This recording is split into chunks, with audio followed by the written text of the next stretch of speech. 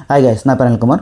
మన ఇండియన్ ఐఫోన్స్కి and other countries ఐఫోన్స్కి డిఫరెన్స్ ఏంటో చూద్దాం. మీ ఫ్రెండ్స్ ఆర్ రిలేటివ్స్ ఆర్ ఎవరైనా మీకు ఐఫోన్ గిఫ్ట్గా ఇచ్చినా సరే, మీరు ఐఫోన్ తెప్పించుకున్నా సరే, ఆ కంట్రీస్కి మన ఇండియా కంట్రీస్కి డిఫరెన్స్ ఏంటో చూద్దాం.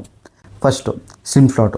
ఇండియాలో వచ్చేసి మనకి ఈ సిమ్ సపోర్ట్ ఉంటుంది అండ్ ఫిజికల్ సిమ్ సపోర్ట్ ఉంటుంది. కాకపోతే యూఎస్ నుంచి వచ్చిన ఐఫోన్స్కి మనకి ఓన్లీ ఈ సిమ్ సపోర్ట్ ఉంటుంది. సో అక్కడ ఫిజికల్ సిమ్ అనేది ఉండదు. నెక్స్ట్ చైనా, హాంకాంగ్ లాంటి కంట్రీస్లో వచ్చేసి మనకి అక్కడ ఓన్లీ ఫిజికల్ సిమ్ మాత్రమే సపోర్ట్ చేస్తుంది. అక్కడ ఈ సిమ్ సపోర్ట్ ఉండదు. నెక్స్ట్ చైనీస్ వేరియంట్లో మనకి ఎప్పుడైనా షట్టర్ బటన్ క్లిక్ చేసినప్పుడు అక్కడ సౌండ్ అనేది మ్యాండేటరీ అనమాట. సో దాన్ని టర్న్ ఆఫ్ చేయడానికి అవ్వదు. నెక్స్ట్ ప్రైజింగ్ వచ్చేసి ఇండియా అనేది బాగా ఎక్కువ ఉంటుంది అనమాట. ఎందుకంటే మనకి ఇండియాలో వచ్చేసి ఇంపోర్ట్ ఛార్జెస్ అండ్ ట్యాక్సెస్, దీనివల్ల మనకి రేట్ అనేది ఎక్కువ అయిపోద్ది. So compare to Dubai and యూఎస్తో మనం కంపేర్ చేసుకుంటే రేట్ అనేది మనకి ఇండియాలో చాలా రేట్ ఎక్కువ.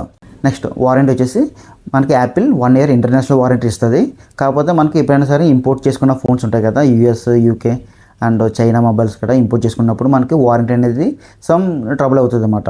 ప్రాసెసింగ్ డిలే అవ్వడం, లేదంటే పార్ట్ అనేది రీప్లేస్ అవ్వకపోవడం కదా, ఇలాంటి ఇష్యూస్ ఫేస్ చేస్తారు. సో ఇదనమాట మన ఇండియన్ ఐఫోన్స్కి అండ్ అదర్ కంట్రీస్ ఐఫోన్స్కి డిఫరెన్స్.